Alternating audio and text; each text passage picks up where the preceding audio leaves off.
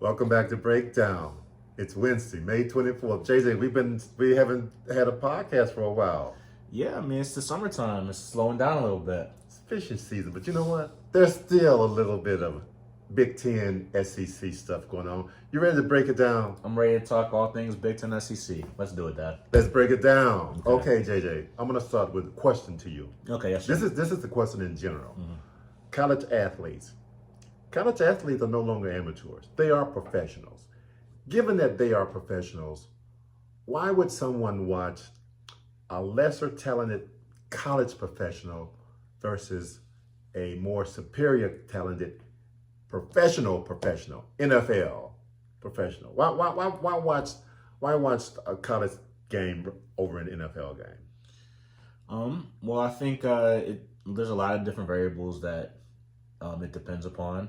We live in Michigan, where the Lions had a notorious run of it, and They're trending up. they are trending up. But even the Lions in a vacuum have better players than, say, the University of Michigan does in a vacuum every year. In '97, Michigan, won a share of a national championship. The Lions, like, relative to their peers, they might have more talent, but there's a lot of teams like down south, like in Mississippi, Alabama. There's a lot of states that don't necessarily have a professional team. Arkansas. Although Arkansas does have the Dallas Cowboys. They do have a team in another state. They absolutely do. Okay. Yeah, but then also, if that there's certain states that do have teams like the Falcons or the Saints, but they're not consistent. So becoming with college athletes becoming professional athletes, it won't impact their viewership. I doubt that. Okay. I think people are have very strong ties to the schools that they went to and the schools that they root for, and I don't think that's going to change. Okay. Well, let's talk about. I think it was June. No, when was the last day to enter the transfer portal? I know that day has come and gone. I think it was 2 or 3 weeks ago, but I can't remember. Whatever the day is, that day is come and gone. What are the impacts on the football side of the transfer portal? What has happened what has happened with the transfer portal? The players, teams. Well, MSU for one got devastated. They lost their starting quarterback. They lost their best receiver in the transfer portal over the past 2 weeks. When you say MSU, you're talking about Michigan State, not Mississippi State. Yeah, I'm talking about the MSU that you can put in msu.edu and it goes directly to Okay, so the MSU. No disrespect to our watchers in Starkville, but okay. So Michigan State, you say, got devastated. They were decimated. Yeah, lost their starting quarterback to Auburn. Auburn. Went to Auburn. Coleman, their Coleman, leading receiver. He transferred to Florida State. Their starting corner that was returning also transferred into the portal. And then another person that they were supposed to get in the portal from TCU decided to become a Razorback. Go to the SEC. So yeah, it's the portal that was so lucrative and so bearing a fruit for Mel Tucker when he got Kenneth Walker III that year. Now the portal is a double-edged sword, and we're seeing the other side of it. The portal give it, and the portal take it. Yeah. Man. Later in the season, later in the summer, JJ, we're going to talk about the point spread. Not the point spread, the odds, the win total. Yeah. For the various team, the odds. And I tell you, I have been disappointingly surprised at some of the low win totals that the gamblers are giving out, but we'll talk about that later. Yeah. Ohio State, Michigan, the big name teams, Texas, Georgia, Alabama, anything with them on the transfer portal, even the recruiting portal. Nebraska lost a quarterback. His dad used to be a player for the Detroit Lions. Talk about that. Yeah. A quarterback recruit, not a real quarterback, not a player on the team, but a quarterback recruit. Yeah, number one player in the class of 2024, Dominic Raiola's son. I think it was Dylan Raiola. I think it was. And Dominic Raiola played for the Detroit Lions. As a center, but he has a son that's a quarterback. A very good quarterback. He has an uncle that coaches for the University of Nebraska. and that uncle wasn't enough to get to swing him over to go to Nebraska. He picked the defending 2-time champion Georgia Bulldogs. So that's devastating for a program like Nebraska. Yeah. With him on the Nebraska team, you would think it would increase their appeal quite significantly. Yeah, absolutely would. It give people a reason to watch Nebraska football. But okay. Yeah, that was a big miss for them. Yeah. So Georgia's still killing it in college football. Absolutely. Really quickly before we move to something different, so far in the recruiting class for the 24 recruits, there's a team that's missing from the top 10. There's a team missing from the top 10 in the current 24 recruiting status, and this team has a coach who they say is the GOAT, but right now they are not in the top 10 in recruiting for 24, and that coach would be Nick Saban. What's going on in Alabama? It's early, but yet and still, Michigan is cleaning up, Ohio State is cleaning up, Georgia's cleaning up. What's going on in Alabama right now?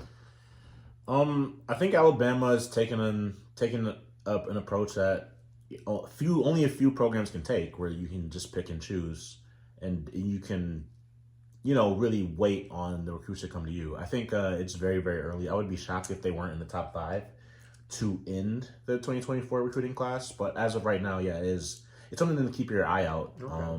But I don't think anyone's coming for Nick Saban's throne. I mean, outside of Kirby Smart, who has won the last 2 national championships. Okay. And done so in a way that very much emulating Nick Saban. I mean, Nick Saban's a defensive guy, first and foremost, and I think Kirby Smart is, I think he's the heir to the Nick Saban throne as of right now. I hear what you say, and that's everybody's saying that. I still wonder how NIL is going to impact. I know Georgia's cleaning up right now because they're the flavor of the month. I seriously wonder how NIL and how the transfer portal will work, because A&M had a humongous, they said it was the best recruiting class ever been assembled, and then they fell apart in a hurry. Yeah. It's going to be interesting. It will be interesting, but Georgia didn't utilize the transfer portal at all. Like, they didn't take one incoming transfer after they won the championship 2 years ago, and then they still won the championship this year. I just think there's so much talent in the state of Georgia. I mean, you look at the NFL draft, and I think it was like the 3rd or 4th most people that got drafted came from the state of Georgia. Yeah. I mean, it's just, I think no matter what the NIL rules are, University of Georgia is going to make sure that they're abiding by them to the point where they can eat first. And, whatever the rules are, I'm sure that they're going to do whatever they can to make sure that the rules benefit them. Man. Well, I mean, I hope I'm wrong. I mean, I don't want to see another Nick Saban run on the SEC, especially on the SEC, actually. Unless it's from Arkansas, but I definitely don't want it from Georgia. As we get closer to kickoff, there's so many things I want to talk to you about football.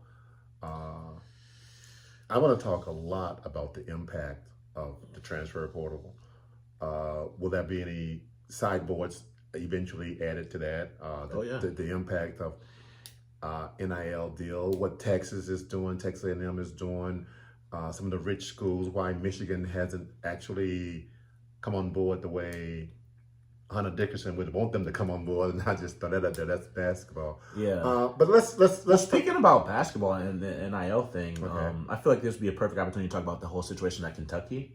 Okay, talk about it. So Kentucky has the number 1 recruiting class in the country, 5 guys in the top 50. People comparing them to the Fab 5 recruiting class. All right, which one's better, et cetera, et cetera. What they do not have right now, though, is any player that played more than 5 minutes a game coming back. And they've missed out on Kashad Johnson from San Diego State. They played in the national championship game.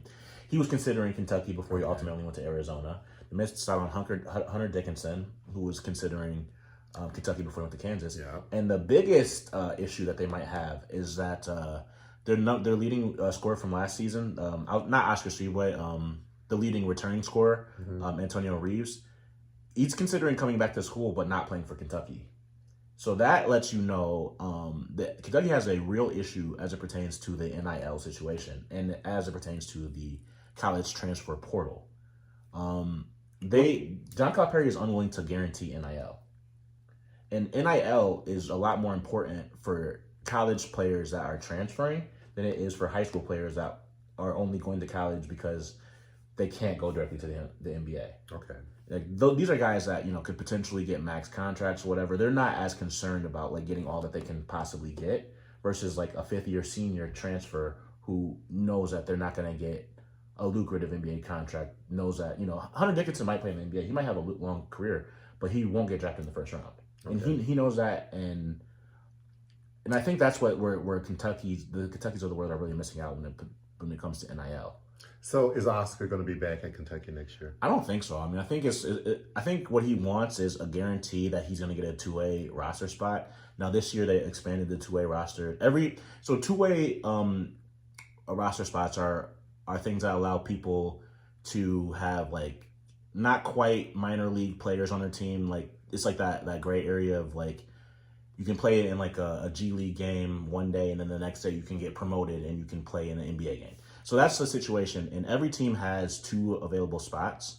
Well, this year they added another available spot, so that created 30 new jobs. I did not realize that. So Oscar Tshiebwe, if he can get a guarantee that one team is going to promise him a two-way deal, I'm sure he'll take that and he'll go as soon as he can. But until he gets that verification, it's possible he could come back to Kentucky. But with him being that, the other issue with NIL is he's not from America. He's not allowed to do NIL in America and profit off of it. For him, last year he had to make all of the money that he was able to make when he was in the Bahamas on their Bahamas trip. He had to do all of his commercials and all of the work that he was able to do. He had to shoot it outside of the United States. Interesting. And that's a loophole that's going to get closed at some point. So maybe that's why the guy from Paris didn't go to college in the United States. Couldn't get the NIL money, but who knows? Yeah. Who knows? But JJ, we weren't initially we're not going to talk. I didn't want to hijack that, but just the NIL situation and transfer portal. Yeah, we will get to that. But I want to move back to football. There's one, in my mind, a key game happening on Black Friday. It usually was played the last Saturday in the regular season. Now it's going to be played on Black Friday, and Black Friday is the Friday after Thanksgiving. They call that Black Friday. And that is Michigan State versus Penn State. Yes, sir. What do you think about the move to Black Friday? I think it's really interesting because the Lions are one of 2 teams that host the Thanksgiving game every year. So the very next day, it's interesting that after the Lions get done hosting whoever they're going to play this year, the very next day, Michigan State's going to host Penn State. I think that is huge for the Big Ten as the playoff committee is expanding and we're moving away from like the bowl scenarios and people are having home. They might have home playoff games up north in the post-January time of year. I think it's really good to see how filled up these domes are. JJ, you know what? We're talking football and stuff, and I want to talk. At some point, we got to do one strictly on conference realignment. Yeah. But I don't know if we're going to have enough time to do that today. If we do, we will. We can touch on it. But what I really want to touch on is the issue that Michigan, Ohio State is having with the contract that the Big Ten signed for their almost $1 billion contract, whatever, playing night games in November. Yeah. According to their contract, they have to do it. Yeah. But who wants to play a night game in November in Big Ten territory? Do you want to go see a night game? I wouldn't mind LA. Okay, but all of the games won't be in LA. No. They're going to be night games at Penn State. It'll be night game in Ann Arbor. It'll be night games in East Lansing. If you haven't been to those spots in November, once the sun go down, if it's not already cold before the sun go down, it's going to be cold. I think that's exactly why they're playing this game in a dome. Okay. I think they're gonna test it. It's gonna be a testing ground. Well, where's Penn State going to play their night games in November? Where's Rutgers? Where's Nebraska? I don't like it personally. I mean, they're gonna have to play in domes, and Okay. Hopefully they can find some. in Minnesota, they're gonna have to go to Minnesota and play in their dome, or to Detroit and play in their dome. I can say, okay. That's what I hear you. That's what's I gonna hear have to you. be. I hear you. Okay. JJ, before we get out of here, we'll at one point we'll talk conference realignment, but I want to touch really quick. What's going on right now? College baseball. Yeah, The conferences are having their conference tournaments right now. absolutely. Kendall Diggs just hit a walk-off home run for the Arkansas Razorbacks Hey. 111 to 11th eliminate the inning. Texas A&M Aggies. Yeah. Well, it's a double elimination. Oh yeah, I forgot the first round single elimination. Then they go double. Yeah. Big Ten. The Big Ten got one team in the top 25. Yeah, Maryland holding it down. Can they make some noise in the tournament? I mean, I think Maryland absolutely can. If Indiana or Illinois makes it, maybe one of them can. But other than that, I mean, Big Ten baseball, I don't know. You know what? I think this year it's Southeast Conference and ACC are the conferences to watch in baseball. In the past, there's been some Big Ten. I mean, not Big Ten. Pac-12 teams. Pac-12, Big 12 team, and there are still some teams there. But I think the cream of the cream is ACC and Big Ten and SEC. Yeah, I was looking at the top 25, and there's only two teams in the top 25 that are west of the Rocky Mountains, and that's Oregon State and Colorado. Or no, Oregon State and Stanford. Stanford's number 5, and Oregon State's number 10. And then you have Texas, which is in the top 25. Yeah, I think in the 20s. Yeah, and then there's another Big 12 team. But other than that, it's all concentrated in the Southeast and then the Atlantic Coast. I mean, you have UConn in the top 25, so that's an up north school. Yeah. But pretty much everywhere else, it's all it's all East and South. Okay. I'm almost through with Jay because I want to bring up any subjects that's gonna take us over 10 minutes to discuss, but we will at some point bring up some subject like that. Is there anything right now that you want to talk about before we get out of Dodge? No, nothing more for me. Anything for you? WPS, Woo Pigs, Suey. What you got? Who they? We out of here, JJ.